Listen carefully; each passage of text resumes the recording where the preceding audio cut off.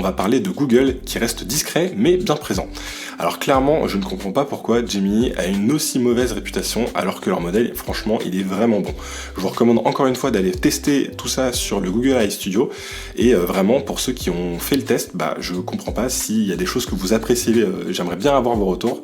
S'il y a des choses que vous appréciez sur le modèle, laissez un commentaire. S'il y a des choses que vous trouvez qu'il ne fait pas correctement, pareil, laissez un commentaire parce que je suis vraiment curieux de savoir pourquoi ce modèle ne marche pas alors qu'il est disponible gratuitement et que je le trouve vraiment hyper puissant.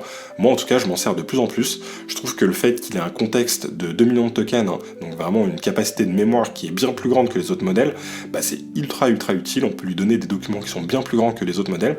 Et donc en plus de ça, il va être encore amélioré puisque cette semaine, Google a sorti une nouvelle version qui s'appelle Gemini Flash Thinking 2.0 Thinking, et ce nouveau modèle, il est capable tout simplement de faire un processus de réflexion comme le modèle R1, comme le modèle O1, et ça va permettre d'avoir des meilleures réponses. Et ce qui est intéressant avec ce modèle Gemini 2.0 Flash Thinking, c'est qu'il a même des meilleurs résultats sur les benchmarks qui sont des benchmarks où les évaluateurs sont des humains.